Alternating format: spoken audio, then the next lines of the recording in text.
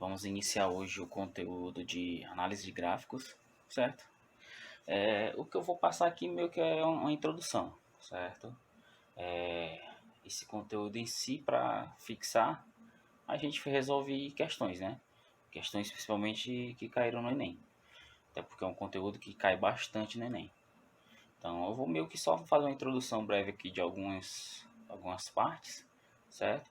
Vou iniciar nessa sexta e terminar na semana que vem, que é para não ficar também muito pesado para a gente.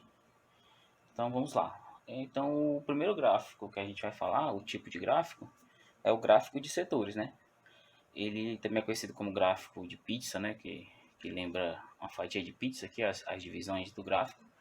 Então basicamente é isso. É um círculo que ele é dividido de acordo com o que eu estou trabalhando, certo? Que eu botei um exemplo que poderia ser de pessoas em um ambiente, certo? Dessas pessoas, 50% é dessa parte aqui, ó, são pessoas com olhos castanhos, 35% dessa parte são pessoas com olhos pretos e 15% pessoas de olhos verdes. Então aqui eu tenho uma forma de representar dados a partir do gráfico de setores, certo? E meio que a gente vai fazer aqui um exemplo, a gente vai fazer um exemplo que vamos construir, né? Porque se você aprende a construir, analisá-lo é mais simples ainda. Então, pronto. O gráfico de setores é o gráfico de pizza. Então, ele trabalha o quê? Com duas coisas que a gente já trabalhou bastante, né? Porcentagem e angulação. Porque se a gente está trabalhando com um círculo, a gente está trabalhando também com seus ângulos, certo? Ou seja, o círculo completo, 360 graus. Então, a gente vai trabalhar essas subdivisões, beleza? Então, vamos trabalhar isso nesse exemplo aí, ó. Em uma sala com 50 pessoas, 20 são homens e 30 são mulheres. Então a gente vai fazer a construção desse gráfico.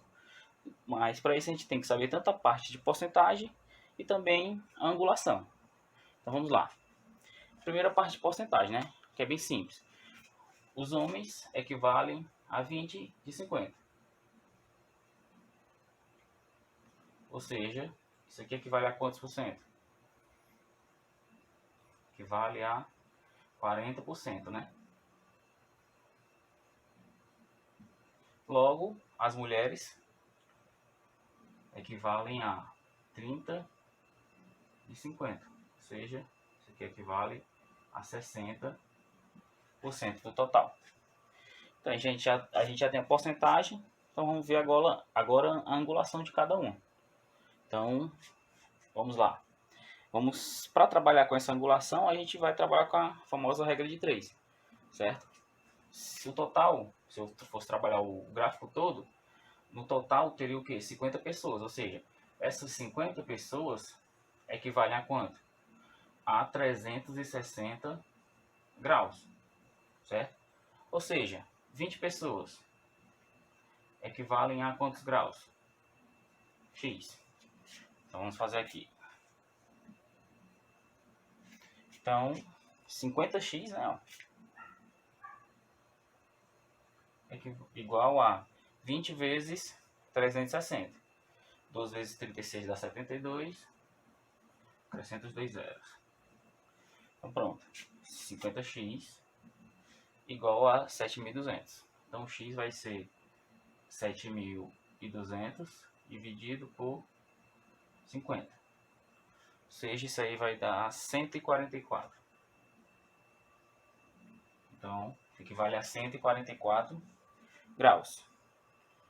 Então, o número x, que é o número de homens, né, que equivale aos homens, equivale a um total de 144 graus no gráfico.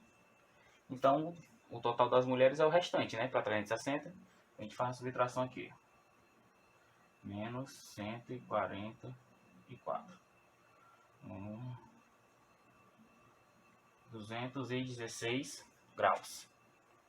Então, a forma certa de trabalhar é com material certo, né? Como eu não tenho um transferidor aqui, vamos ficar na suposição. Então vamos aqui, ó. Vamos construir o gráfico. O total, eu tenho aqui mais ou menos 180%, né? Por 180 graus, que é 50%. Então, um pouquinho menos dá 144. Vou pegar aqui um pouquinho menos. Então, essa parte aqui equivale ao que? Quantidade de homens, que é 20 ou 40%.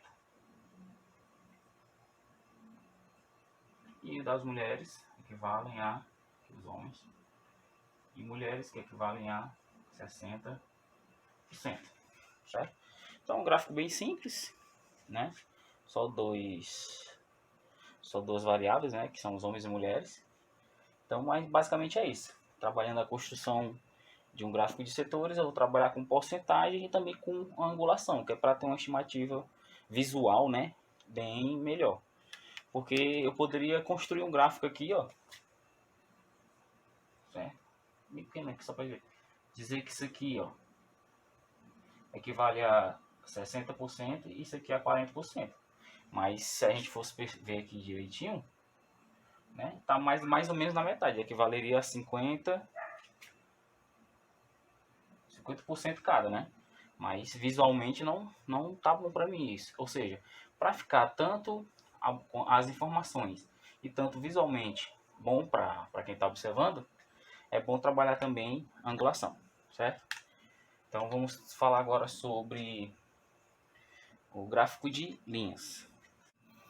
Pois bem, gente, vamos continuar. Gráfico de linhas, né? O gráfico de linhas, pelo próprio nome, né, é formado através de linhas, certo? E linhas contínuas interligadas, certo? E a visualização desse tipo de gráfico é uma visualização bem parecida com a de um plano cartesiano, né? Eu vou fazer a relação aqui, ó, desse eixo, que é como se fosse o eixo X, e esse eixo que é como se fosse o eixo Y, certo? Vou completar aqui para dizer que é eixo, tem que ter seta. Então, ó, aqui basicamente é o seguinte, eu vou ter um exemplo que meio que está inserido no nosso cotidiano, sei lá. Número de alunos que participaram do simulado. O Jefferson sempre chama vocês para participar do simulado e nem sempre todo mundo vai. Então, vamos aqui. Aqui é bem... Não é verdade, né? Não é verídico, né? Foi uma ideia que eu coloquei aqui. Então, 20 pessoas participaram do primeiro simulado de 2017. Aí houve uma queda aqui. Ficou entre 10 e 15, bem próximo de 10, provavelmente 11. Aí 2018 para 2019 já teve aumento, ó, passou de 25, provavelmente 26, 27. E depois já reduziu um pouco novamente em 2020.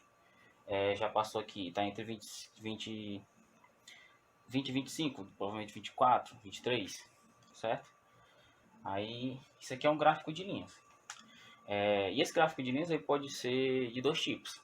Ele pode ser um gráfico de total e um gráfico de variação, certo? Esse aqui especificamente é um gráfico de total, porque cada pontinho desse, ó, representa o total daquele período, certo? Ou seja, o gráfico de total, ele representa o acumulado para aquele período, é o total daquele período. Ou seja, em 2017, essa quantidade de pessoas fizeram. Em 2018, essa quantidade fez. E em 2019, essa fez. E em 2020, essa quantidade, certo? Então, eu tenho que o gráfico de total é o acumulado do período.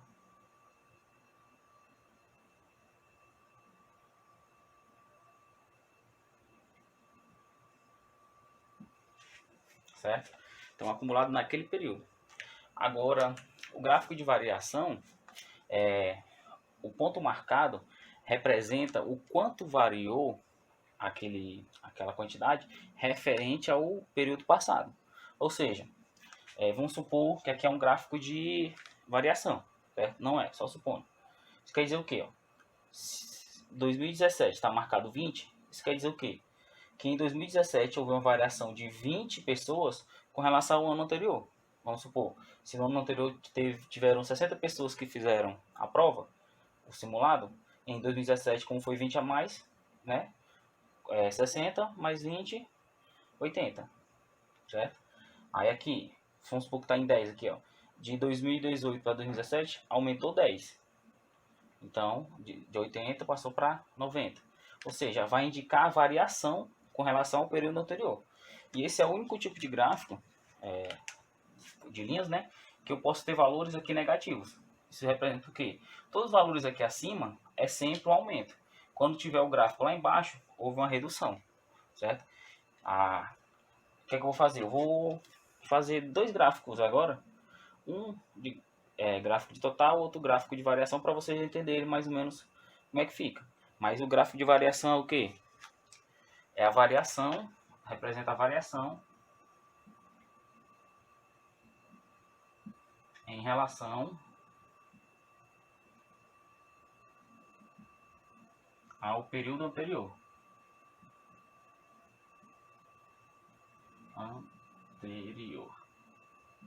Certo? Então vou dar os dois exemplos agora mais visuais, né, para a gente entender melhor. Então aí os exemplos, né, eu mantive esse aqui que já era um gráfico de total e fiz aqui um de variação, certo? Então, como eu falei, né, isso aqui é o total de alunos que fizeram naquele período. Em 2017 essa quantidade de alunos fez, e aqui foi em 2018, 2019 e 20. Mas ali não, ali é a variação. O que acontece? Se o gráfico é decrescente aqui, isso quer dizer que a quantidade caiu, ó, passou de 20 para aproximadamente 10. E se está crescendo, subiu, aumentou, né? A quantidade de pessoas passou de aproximadamente 10 para perto de 25, certo?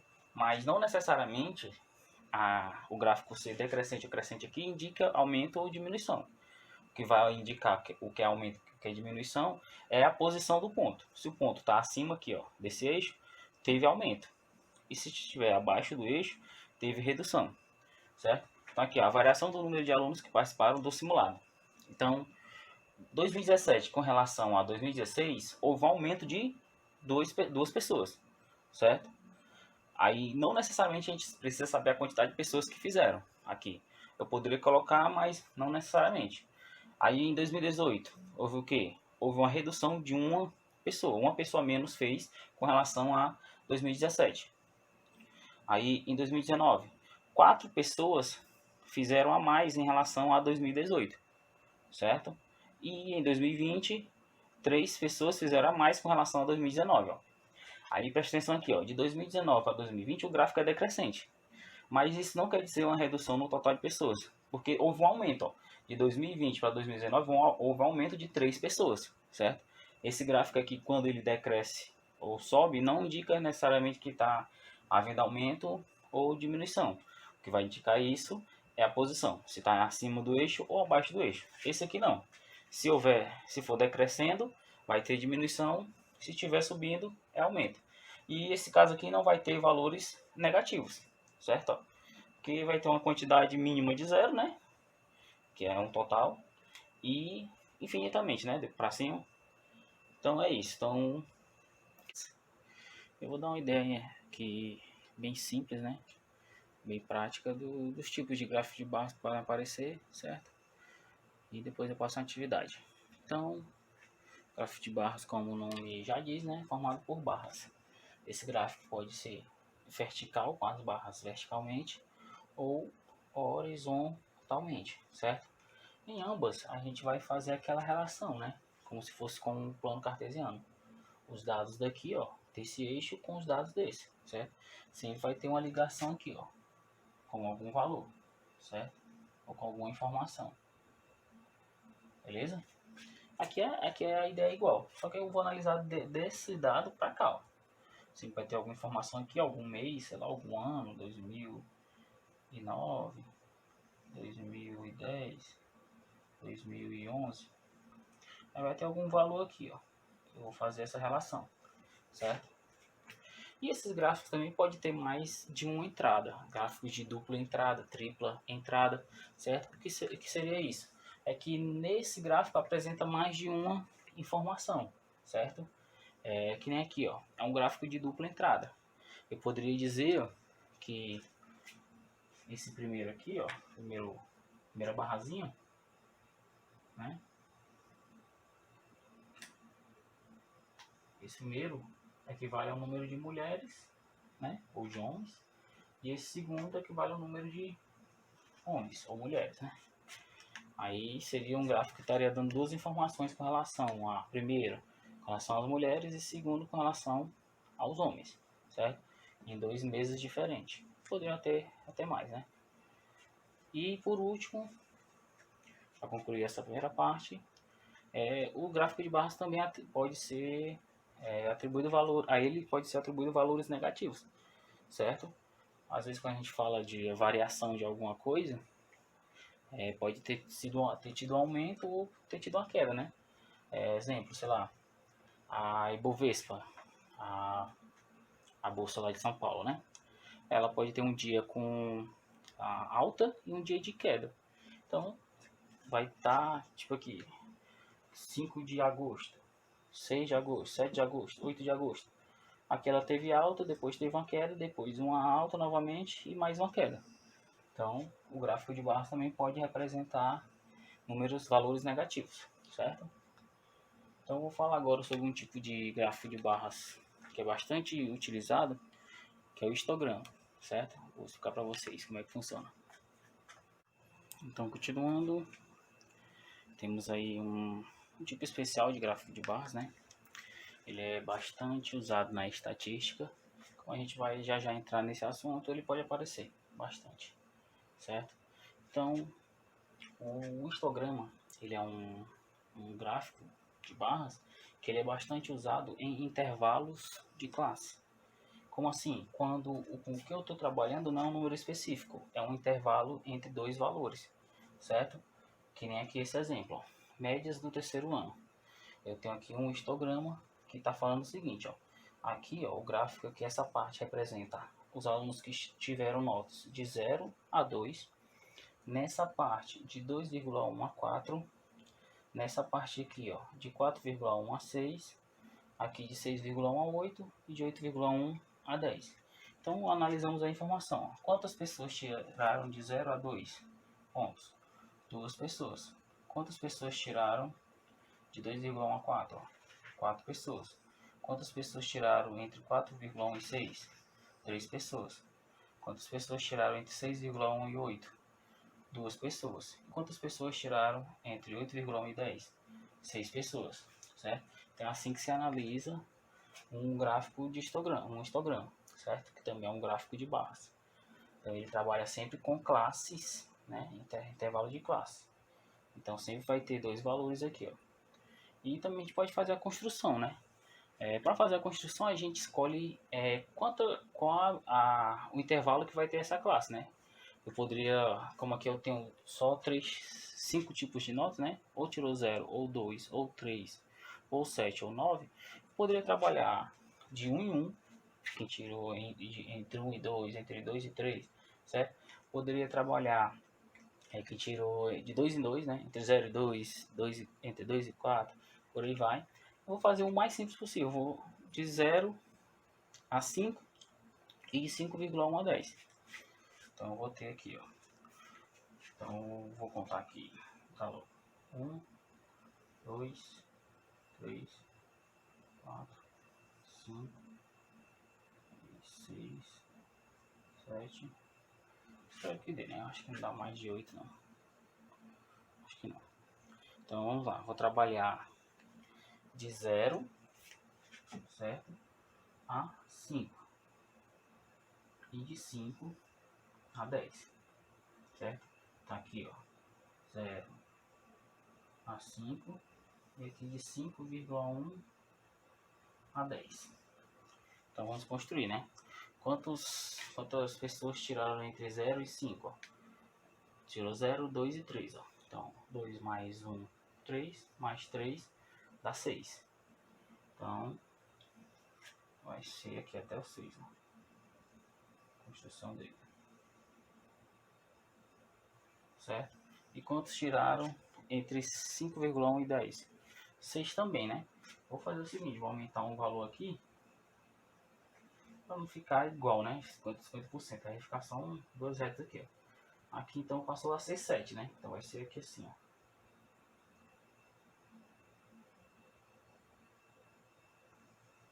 Então tá desenhado.